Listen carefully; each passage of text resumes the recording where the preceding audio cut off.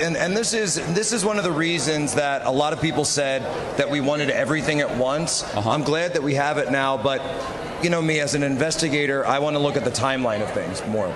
And so what we're now seeing is that prior to Twitter's censorship of the Hunter Biden laptop, prior to 2 weeks before, the FBI held a tabletop exercise. What is that? Which is essentially a war game scenario where they went to the Twitter executives, Charlie. They gave them interim top secret security clearances, presented them with information that they believed, get this, guess what the scenario was?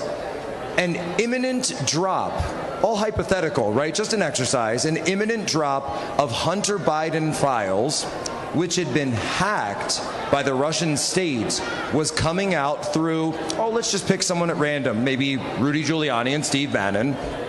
And Twitter must learn, and by the way, it's not just Twitter, it's the entire social media tech giant, the whole world.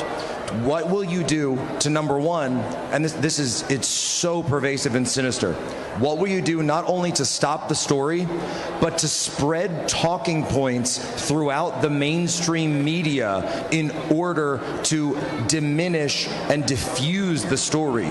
So, Charlie, you're looking at an entirely new arm, an entirely new phase of Project Mockingbird, this idea that they don't need the journalists to be on their payroll anymore like they did in the past. What we're seeing here is they were using top secret information, they were using disinfo, they were going to Twitter, they were going to their friends, their coworkers, their colleagues there, and telling them exactly what would come to pass just 2 weeks later. And we also now know that Elvis Chan, this supervisory FBI agent, called Twitter 2 hours before Emma Jo Watson released her story at the New York Post. Now, here's my question. What was the criminal investigation there?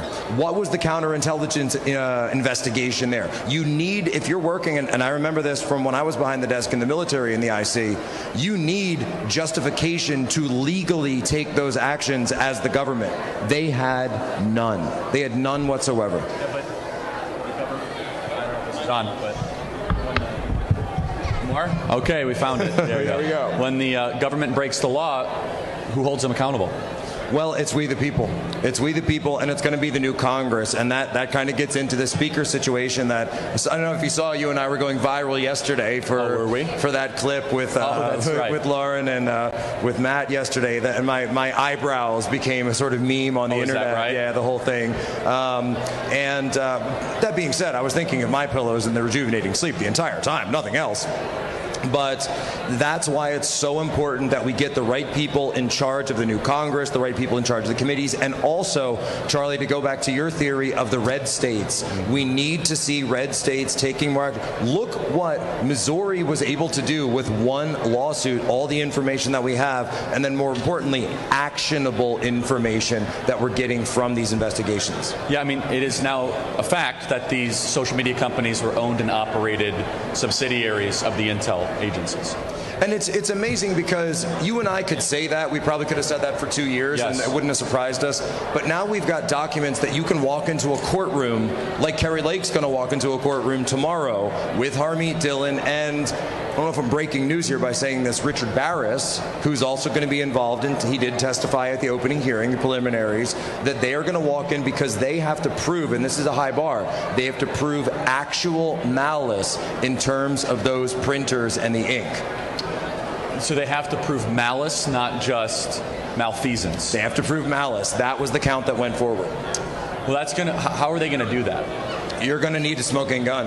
You're either going to need a smoking gun, you're going to need emails, you're going to need notes, memos, or potentially draw it out through testimony. And they are going to have Katie Hobbs testify. They are going to have Stephen Richer testify. Bill Gates, you remember old Bill with this true coat? He's going to be testifying. So they are going to have to go to the wall against these people in order to be able to draw that out. And so, what do we know for the timetable? So the trial, the Kari Lake trial, begins tomorrow. Tomorrow, super quick. Yeah, this is normally something that if you're walking into a courtroom, there's 6 months prep, 8 months prep. There's none of that. They've had 6-8 hours to be able to prep on this because the ruling just came out last night. It's extraordinary. And so the legal team for Kari Lake need to be meeting right now, getting their arguments precise, and Katie Hobbs and the defenders of Maricopa County are kind of scrambling to figure out how